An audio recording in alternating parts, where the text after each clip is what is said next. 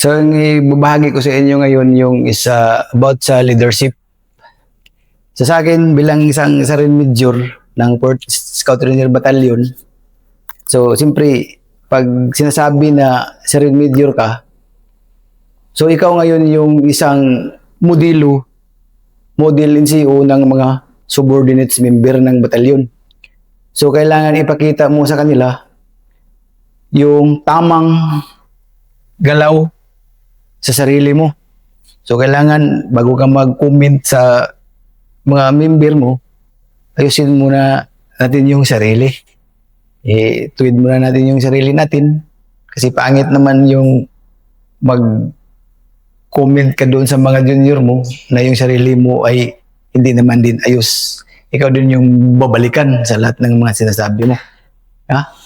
So, yun yung papel ng isang sergeant major. So, dapat kailangan mong i-motivate yung pinaka dapat mong i-motivate yung mga private, PFC, tsaka yung mga corporal, senior NCO. Yung mga sarento, pataas, medyo NCO na yan din sila eh. So, alam na nila yan kung anong tama o hindi. So, yun yung papel. Hindi lang sa lahat ng pinapakita mo yung hanggang salita lang. No? Dapat, kasi yung mga junior na yun, laging nakatingala sa yun, tinitingnan ka. So ngayon, kung nag-negatibo na yan sila, hindi na nila alam kung anong gagawin. So ikaw, hanggang salita ka lang ng salita, dapat meron din kang gagawin na makita nila na, si Sergeant Major nga namin, kaya pa nga niyang kaya pa nga niyang ganito, ganyan. So ngayon sa akin naman, dito lang sa akin, sa sarili ko, iwan ko lang sa iba, baka yung iba naman din, nagawa din nila naman. Sa akin, sa sarili ko lang mismo, para makita naman ng mga tao ko rin na kaya. Ngayon, sa edad ko na 51, mag 51 years old daw ngayong July. So, pinapakita ko sa kanila na kaya ko pang gampanan yung pagiging sergeant major ko. Lahat ng lumural nila o ano-ano man yung mga naramdaman nila sa panayang operate na walang hinto ang operate dito sa lugar ng Samar. Lalo na yung mga kabundukan diyan na hindi mo maiguhit eh. Hindi mo maintindihan. Bundok, kung saan, hindi ka pwedeng, wala kang masusundan. Akyatin mo, bababa, nandun na naman yung kabilang bundok sa unahan. Wala, magulo yung bundok dito. Kaya ngayon, pinapakita ko sa kanila na kaya ko at saka mahimura sila. So, ang ginawa namin, nag-ooperate ako. Sergeant Major ako. Tinanggal mo na yung pagka-sergeant major natin. Section sergeant lang tayo. So, balik tayo sa mga lumang panahon. Section sergeant. So, operate kami. So, dala-dala ko yung 18 na tao. Operate kami dito sa kabundukan ng Samar. Lalo na sa mga impo-impo na nandun daw yung mga kalaban, ganito kadami, ganyan.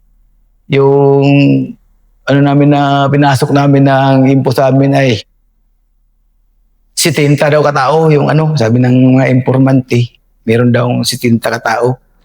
Kung isipin mo mag-RNR ka na sana, kasi uwi ka na sana eh. Pero hindi pwede kasi sundalo nga tayo eh. Sundalo nga tayo. So ipinagpaliban ko muna yung RNR ko, inuna ko muna yung trabaho. So kaya yung nakita ng mga subordinates ko, ay ganun pala. Kahit RNR ka, pag kailangan yung serbisyo mo, kalimutan mo muna yung RNR mo, unahin natin yung trabaho. So yun yung nakikita nila sa mga ginagawa ko dito sa batalyon. Kahit na undik na ako sa RNR, aalis na sana. Pag sabi ng batcom na mag-operate muna ako. Kaya yun, operate kami. Hinanap namin yung 70 katao daw yung sinasabi nila na 4 daw na pinakamaligalig na commander dito sa Samar. So, hinap namin, wala naman din pala. Kalugad na namin yung mga kasigangan doon, yung mga kapagangan doon, ng mga bato doon. Grabing kakahanag, kulimbat doon, wala mang doon. Walang 70 doon. So, 7 days din kaming kakagalugad doon. So, kung anong lakas ng mga kabataan, ganun din yung ipakita mong lakas para may aggressive din sila na hindi talaga pwede mag-negative. So, kailangan talaga, hindi lang yung puro ka na lang salita. Ngayon yung mga junior mo kasi, naghihintay lang yan sa'yo, nagtitingin, hanggang salita lang man yan. So, parang hindi sila maniwala sa'yo. So, as a leader, senior NCO, para walang masabi, pinaprove ko sa kanila na kayang-kaya. So, hindi sila mag-negative na. Masaya, high moral sila sa bundok. Minsan, binubula ko pa nga sila doon sa bundok. O sabi ko, wala na kayong masabi. Sinasamahan ko na kayo. O, hindi lang sa isang business ako nagsama. Dito sa Samar, panay ang operate pa namin dito. Di pa man, matagal mo naman kami dito, di panay pa rin ang operate namin. So, kung ikaw ay isang NCO leader, dapat maipakita mo sa lahat ng mga junior tsaka sa mga tropa na ganun mag-motivate ang isang leader. Lalo na sa mga team leader. Dapat, pag team leader ka, huwag kang magpakita ng negatibo sa tao. Isa-isahin mo yung mga tao mo, kung ano mga problema personal, para malaman mo at madali mo siyang may control kung ano talaga yung problema. So, yung pag na-control mo na, wala nang problema yung yung mga tao. Hindi na problema yung team mo. Kasi inaaral mo na lahat. Hindi mo dapat pabingi-bingihan yung mga sinasabi ng mga tropa mo na may problema, ganun. Tingnan mo. Huwag mong pabayaan. Yan yung isang NCO leader, yung papel mo. Kaya nga NCO leader para i-motivate yung dapat mong i-motivate ng mga junior. Hindi mo sila tuturuan ng mga mali. Kung ano man yung mga nagawa mo nung unang panahon ng kabataan ka pa, baguhin mo na. Kasi hindi rin maganda, hindi magandang influence gayahin din ng mga subordinates mo. So yun yung dapat hindi pwede na hindi madalas sa TINE lang yung gagawin natin. Yung Sergeant Major, yung sabi, mag-TINE lang tayo ng Hindi madalas sa TINE yung mga tropa kung wala kang ikapapakita na Kasi, para TINE, maburyong lang din yun sila sa kakakinig ng TINE mo. Ngayon, dapat, pakitaan mo sila ng isang matindi na na kayang-kaya at saka hindi sila makapag-isip na low moral. Then sana naman lalo na sa mga yung mga junior na yung mga private para ko lang sa inyo para tatagal kayo sa serbisyo, hindi kayo sa mga pangyayari. Basta may akong sa experience ko lang kaya naaral ko yung mga sistema kung paano magdala ng tao hanggang sa ngayon. So ang nakikita ko kasi is yung kung anong mali nung nakikita ko, sa akin lang yun. Pero sa mga junior ko, hindi ko ginagawa doon sa kanila. Inaayos ko na sa akin pa lang. Inaayos ko na dito bago sa kanila. Kung anong natikman ko doon sa una, hindi ko na gagawin sa mga junior ko kasi kita ko ng mali nga . So yun yung nakikita ko.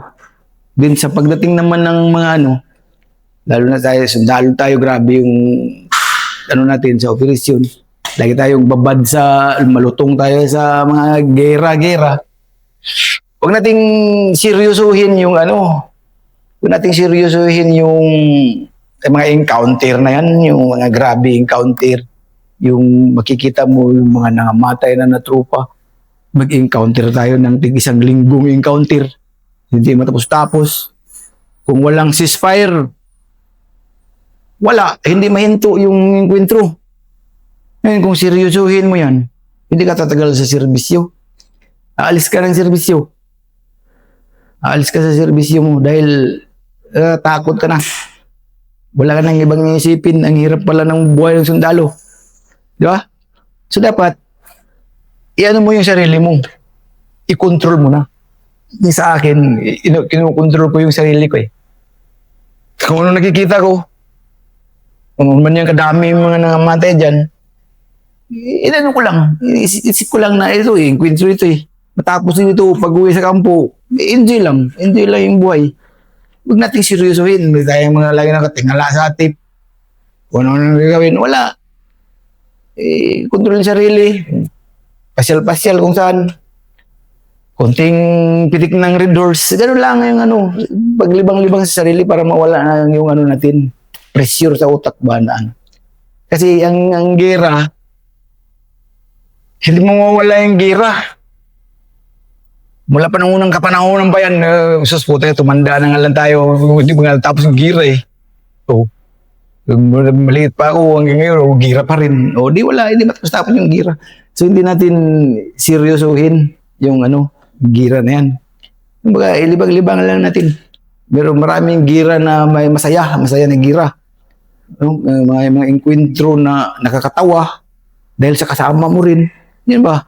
Para maliwating na mo rin yung mga maraming enkwentro kasi na maraming parang mga kingkoy ba? Yung mga nakakatawa. Kahit nagbira kayo dyan, nakakatawa. Yan yung tingnan mo para maano yung sarili mo. Huwag mong i-focus yung sarili mo sa gira-gira na yan. Kasi hindi matapos-tapos ng gira, daming gira eh. So yun yung mga natin, kung halimbawa maging darating ka sa panahon na maging katulad sa amin na senior and senior leader. So yun lang yung may ko sa inyo about ng leadership, kung paano magdala ng tao sa sistema. Hindi kasi madala sa, ulitin ko, hindi kasi madala sa yan, sa hanggang kwento, hanggang sabi ka lang na ganitong gawin, kung ano-ano pang gagawin. Kailangan mo ng proof na maipakita sa kanila para lalo silang hanga sa'yo na hindi talaga basta-basta pala yung maging isang senior and CEO leader. Kailangan mong patunayan na ganun. Kasi noong unang panahon, tsaka sa inyo ngayong mga bago, kung anong mga nagawa namin, hindi nyo kasi nakikita kung anong mga diskarte namin noong unang panahon. Mahirap din kasi ikwento, baka sabihin yung yabang. Hindi. Pero kung nakita nyo lang, kung nagkasama tayo noong unang panahon, baka sabihin nyo siguro na, ay putang ina. Di ba? Yan yung kaya, kung magkwento kasi, parang hindi kayo maniwala. Kasi talagang hindi kayo maniwala kasi kung titingnan nyo, makinig kayo sa kwento, parang mahirap gawin. Hindi ba niya siguro nakikita na hindi kayo siguro kayo maniwala kung pagsabihan ko kayo na iiwan ko kayong buo. Aakyatin ko lang yung bundok na yun. Titingnan ko kung may kalaban doon, hindi nga siguro kayo maniwala, di ba? Pero ginawa ko yan noon. Yan yung mga ginagawa ko. Pero hindi ko lang kinikwento sa inyo kasi baka sabihin nyo na mayabang tayo. Hindi yabang yung iniingatan natin yung sarili natin. Ayoko yung pupunta tayo doon, sama-sama tayong lahat, maingay kayo. Doon pala yung kalaban, di muna na tayo. Di ba? So, di ba diskarte yan? So, kaya, ang leader, sa isang leader, marami kasing part ng leadership kasi, kung tutusin natin. Hindi lang man kasi isa yung leadership o isa lang yung pangalan ng leadership pero iba-iba ang pagdadala ng tao. Meron din namang tao na laging nagsasabi ng leadership mali naman yung ginawa niya. Di ba? Kasi ang leadership, kung tutusin natin, maraming diskarte yun. Maraming diskarte kung paano mo mapasunod yung mga subordinates mo ng maayos. Sa tinitingnan ko nga, ang daming nagsasabi, leadership. Yun naman pala, wala naman din, yun pala marunong kung anong leadership. Diba? 12 principles nga daw kung baga, 12 principles ng leadership diba? So, yun yung natin. Kasi hindi lahat ng panahon ay junior kayo. Aangat din kayo. Taon-taon nagpo-promote yung ranggo mo, umaangat ka, kaya develop rin yung sarili mo hanggang sa magdating ka ng Katulad sa amin, marating mo yung sir majors na ganitong sistema. Kasi marami kasing mga ano din na hindi naman sa lahat, no? Ang mga nakikita ko lang naman, marami din naman na ano, hindi rin maganda. Marami may mga tao din na hindi rin marunong magdala ng tao. Di ba? So, kaya nagadepende na rin yan sa tao. Yung pagdala ng tao, yung leadership na, kaya nga masabi ko na maraming klaseng leadership sa pagdadala. Basta ang pagdadala ng tao, mahirap. Mahirap magdala ng tao. Kaya doon ko masabi na maraming klaseng leadership. Pag tao ang hawakan mo, lalo na kung marami, okay lang siguro kung kunti. Pero kung marami, mahirap yun. Kaya doon mo makita, doon ka makagapag ano na kung paano mo siya paganahin yung leadership mo na maganda. So dami mo pala, isipin mo yung isang batalyon, tapos may mga kasalanan yung mga nandun sa dulo, sa'yo mapunta. Ikaw yung sihin, sir major ka, di ba? So dapat, galingan mo yung yung leadership mo, yung pakita mo talaga sa kanila para susunod sila sa'yo. Hindi mo madala sa maraming may sample, may leadership din na idaan sa inuman. Hindi maganda yun. Mapunta tayo doon sa sinasabi na na mapunta tayo sa may mga favoritism na mga na mga sistema. Kasi paano naman yung mga hindi umiinom? Paano mo sila matutukan? Kung doon ka lang palagi sa alak na kaharap. Di ba? Dapat, wala mo nang alak-alak yan. Patas lahat yung pagtingin mo sa lahat ng taon. Hindi yung si Talpulano lang, si ganito lang. Paano yung iba? Di ba? Mali yung mga ganun na sistema. So, yun yung ko sa parts ng leadership na masasabi ko lang. Pero sa sarili ko lang talaga, yun yung ginagawa ko sa sarili ko. Pinapakita ko sa mga tao ko na kung kaya nilang mag-operate, kaya ko rin mag-operate. Kasi diyan ako lang mulat sa operate na yan. Kahit matanda na ako, bibira pa rin ako. Walang problema sa akin. So, ngayon, nakikita ko naman, hindi naman din sa ganun na, basta nakikita ko lang, nakikita nila na tama talaga si SM. Yun yung doon natin babasihan na mag-arinar ka na lang, nag-ooperate ka pa. So, kasi hindi nga service yung muna bago pamilya. Yun yung isipin natin. Para hindi mahati-hati kasi yung utak mo kung kontrahin mo, mag-arinar na ako, ooperate din pa ako, o doon ka na mga negative, di ba? So, dapat, priority yung trabaho. Duty, bago pamilya. So, yun yung natin sa yun yung masasabi ko lang sa leadership.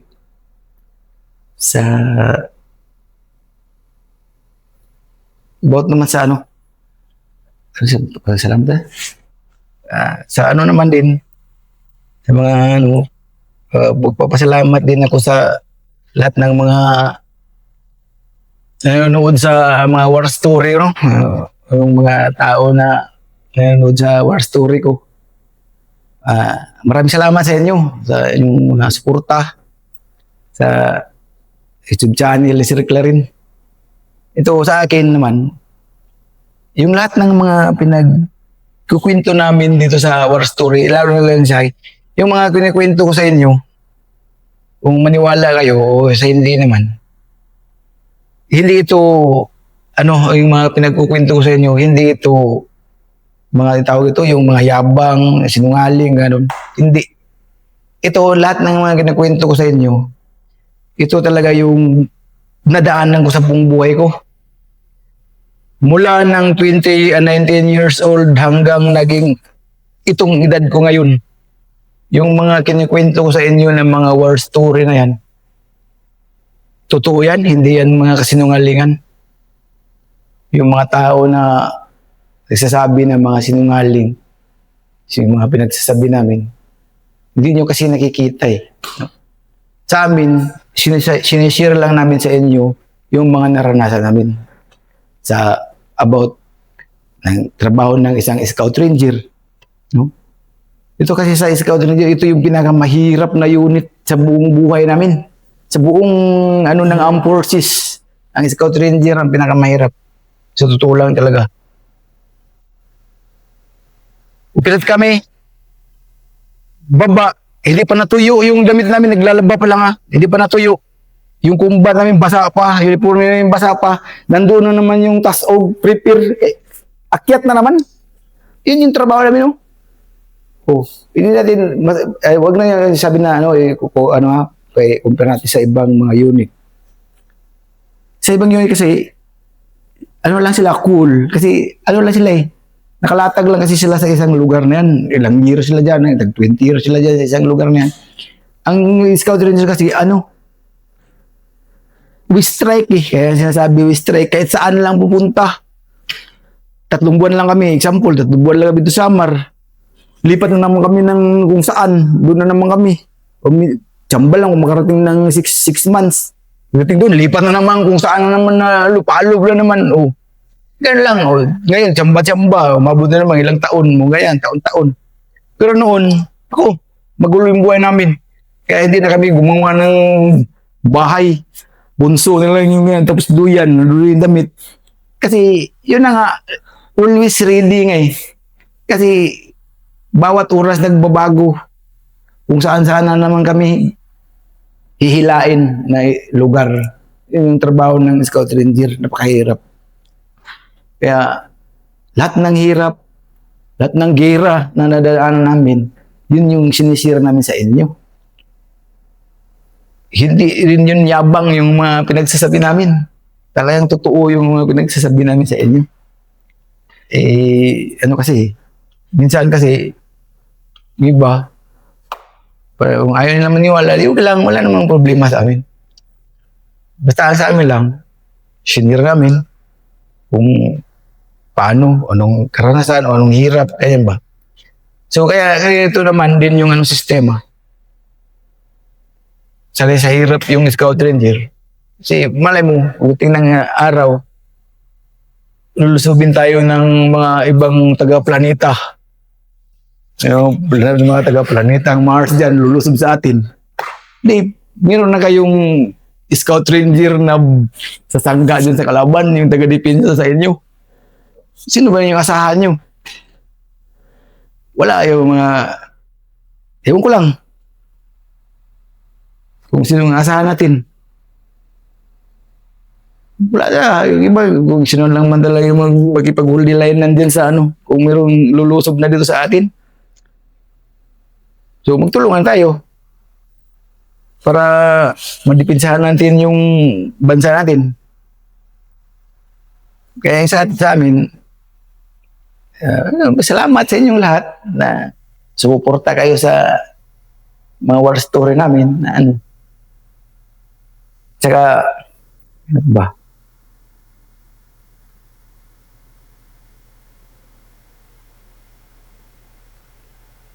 Kasi dati, na-blanco man. Maraming salamat, SM.